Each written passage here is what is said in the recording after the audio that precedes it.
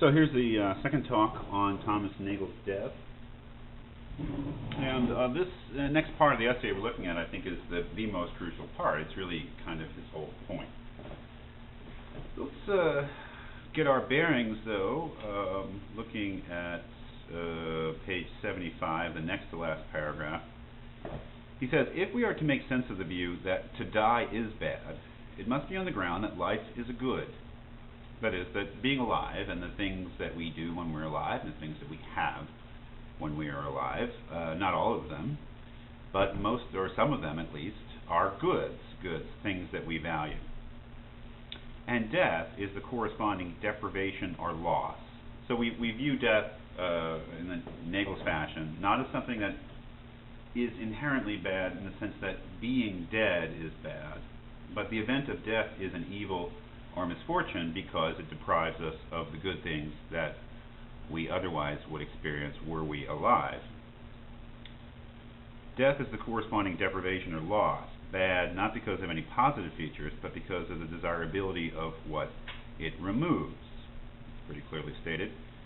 We must now turn to the serious difficulties which this hypothesis raises. I think that that's important to note that is that some students think that once Nagel has framed the question in terms of deprivation or loss, that is, that death, while in itself inherently may not be an evil, that it could be viewed or should be viewed as a bad or an evil because it deprives us of goods, that once they understand that, and it's important to understand that that is the way that he's arguing, they think that the argument is done, and that in a sense Nagel has refuted Epicurus. But Nagel himself realizes that just by framing the thing that way, death is a bad because it is a deprivation or loss of good things, doesn't remove all the difficulties of saying that death is a bad thing.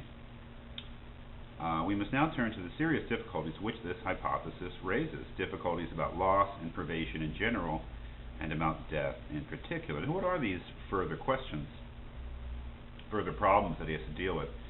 He says essentially there are three types of problems. And let's look closely at what he thinks are the three problems that he must deal with to establish that death, as deprivation, is a bad thing. First, doubt may be raised whether anything can be bad for a man without being positively unpleasant to him. Specifically, it may be doubted that there are any evils which consist merely in the deprivation or absence of possible goods and which do not depend on someone's minding that deprivation. Now, that's a very important point.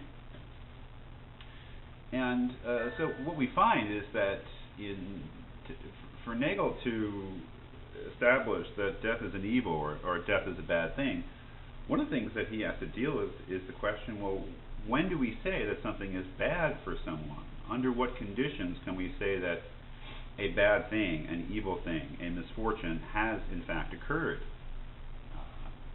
for someone? That's actually a pretty interesting question. Under what conditions do we actually say that? So to establish that death is a bad thing, we kind of have to think about what is a bad thing, or when do we say that something bad has happened to someone?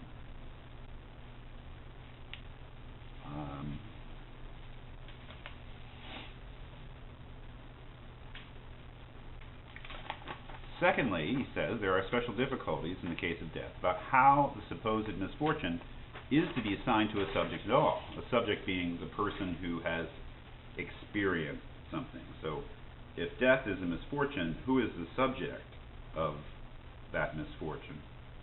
There is doubt both as to who its subject is and to when he undergoes it. And listen to what he says next.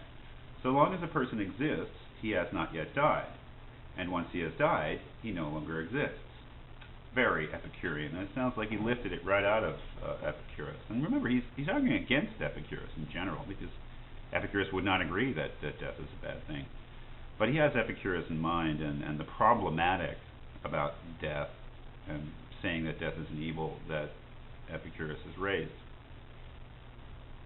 So there seems to be no time when death, if it is a misfortune, can be ascribed to its unfortunate subject. That is, if you stub your toe, or say that Joe stubs his toe, we can say that Joe has experienced a misfortune. We can point at Joe, point at his pain from his stubbed toe, and say he has experienced something bad.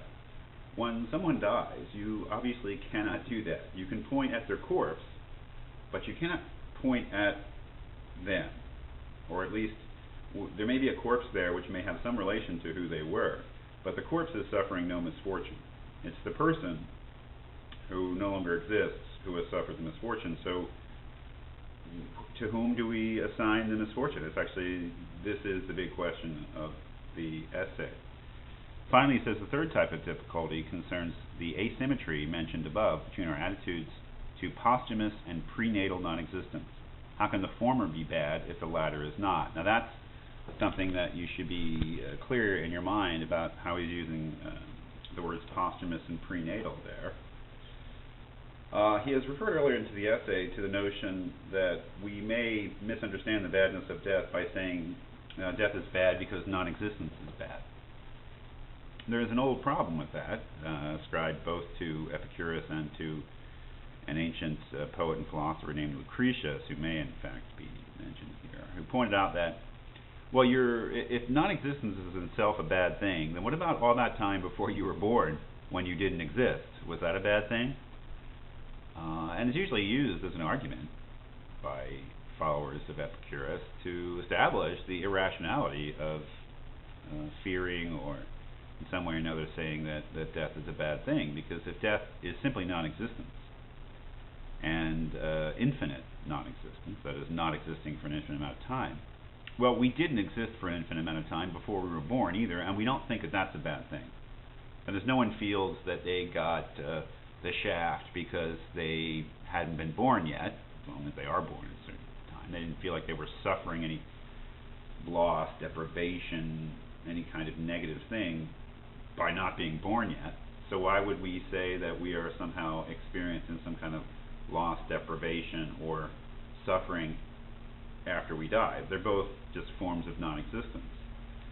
To treat them symmetrically would be to treat them as the same and say I don't differentiate between them. To treat them asymmetrically would be to say that there is something different about how I regard the prenatal, before you're born, non-existence, as opposed to the posthumous, after death, non-existence. So those are the three problems that he feels he has to deal with to establish his thesis that death is bad.